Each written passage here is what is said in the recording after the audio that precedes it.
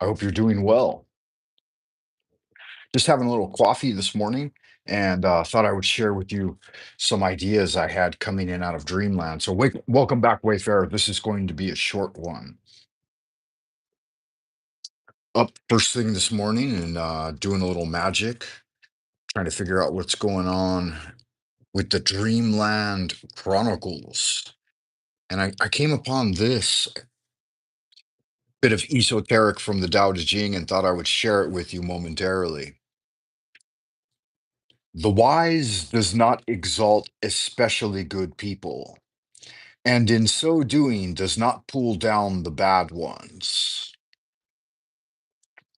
As many of you may know, the Tao Te Ching engages in the back and forth of oscillating between yin and yang and distinguishing the distinguishing between the delineation of the false dichotomy within our polarized realm, right?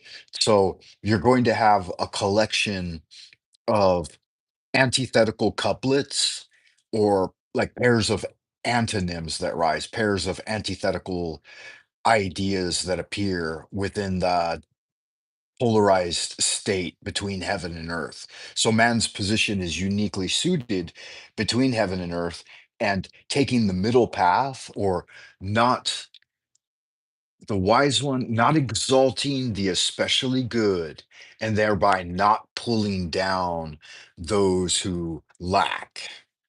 This may seem paradoxical to the average individual, but in practice it plays out, right?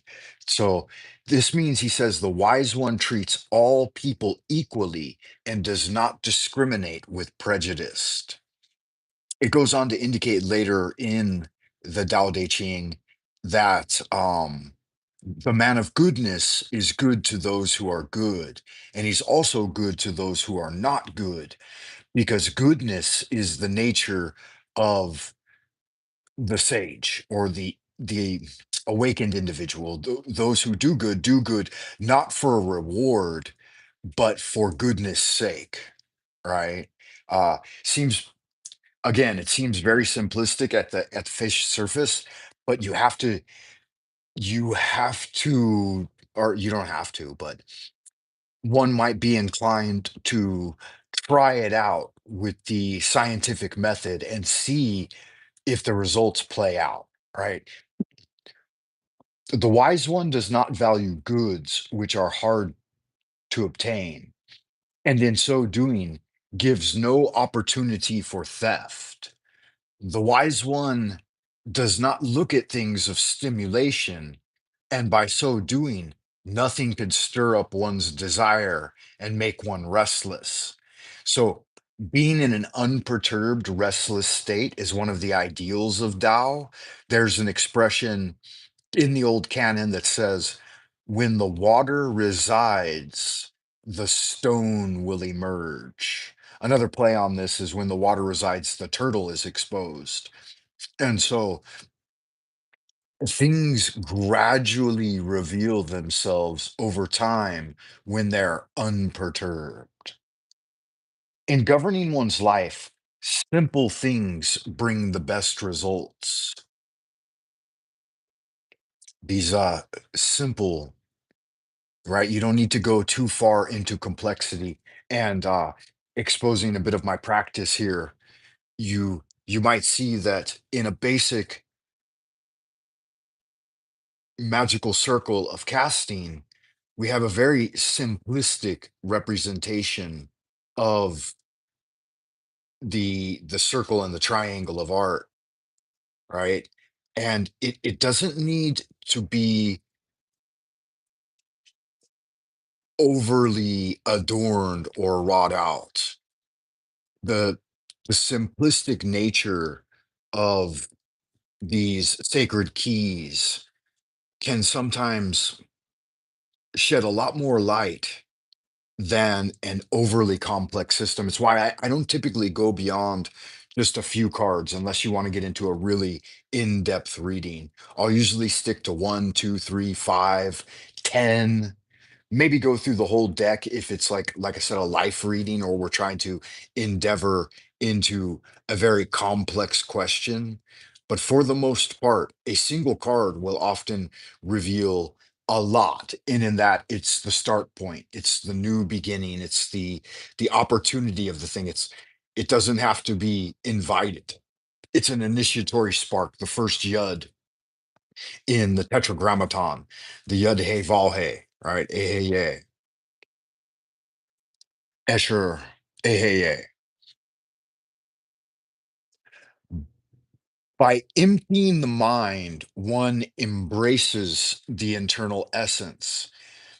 So again, in that unperturbed state with the mind calmed and settled and thought, not necessarily driven out, but not arising, right? When the water's calm, then you can get directly in touch with that quantum level of your being.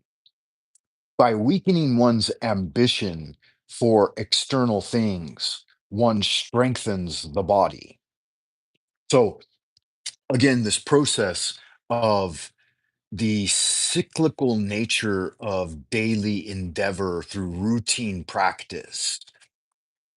Get up, routine prayers, a little water, wash the face, invoke, contemplate the mystery. It's a very easy and subtle thing throughout life.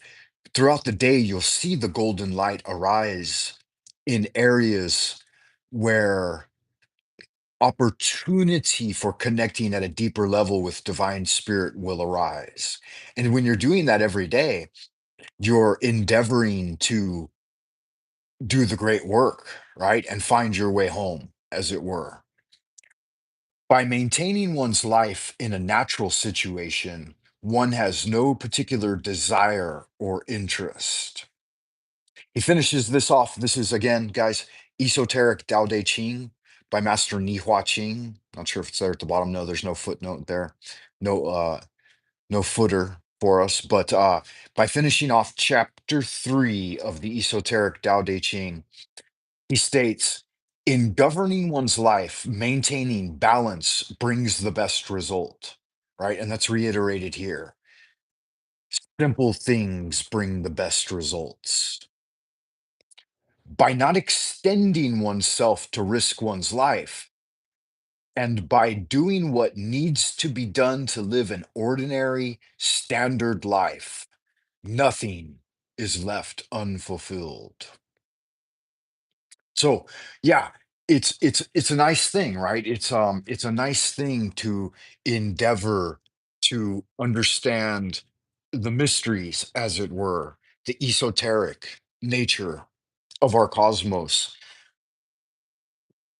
And the everyday average individual needn't really look too deeply into it, right? Because again, it is quite complex, and it will send it'll send an individual in to many different directions of study, but the basic coursework needs to be the fundamental starting point for every endeavor, and bringing it back to simplicity and the numerical expressions, the geometric patterns at the base level, right? The ones, two with the Taiji, and then the fourfold expression of the tetragrammaton, the triune expression of the triangle of art.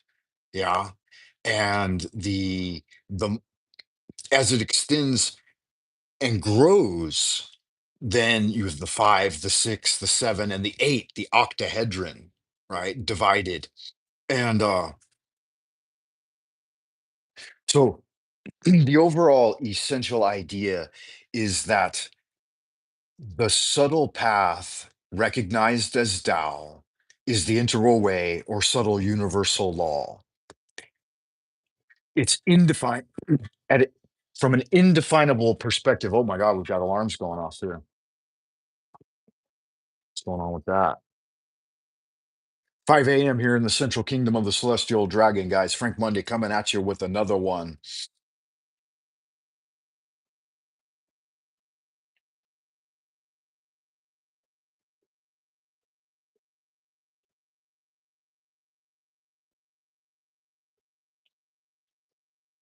Yeah, so I thought I would share with you a little bit of that expression from that I received from Dreamland, because as I was emerging from Dreamland this morning, I had quite a few interactions with those so-called lofty archonic powers.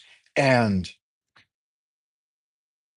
the message I received was one of brotherhood and fellowship, fraternity, and that things are actually turning in a good direction at this time. Though many on the many on the public in the public sphere are once again beating the drums of war, as it were, and stirring up a lot of mental agitation for people. The truth of it, see if I can't get a better angle on this. The truth of it, its direct interaction with us is still at a very simplistic level. And from that thought emerged the Knight of Cups.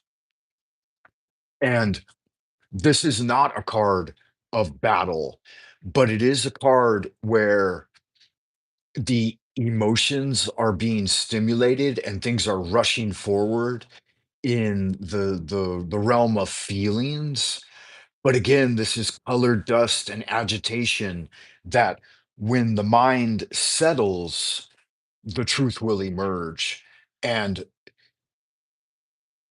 it's not as dire as people are making it out to be, especially in Happy Land, man, because they come forward with a lot of static on the internet. I want to keep this message short, so that's about all I had for you guys. I wanted to share that with you and keep pushing forward. Good to see you out in Happy Land. I appreciate you stopping by and checking out the video. I hope you hit the like button and subscribe and do all that happy horse shit that makes YouTube's algorithms bark like Pavlov's dogs as we wander into the abodes of the future. Keep doing good, magic aspirant. Holy art thou, Lord of the universe, the vast and the mighty one, creator of heaven and earth, maker of all things visible and invisible. Your youngest son adores and invokes thee. So it is commanded and confirmed. So mote it be. Amen. Ad astra per aspera, Wayfarer, and I'll see you in the abodes of the future. Until next time, good magic.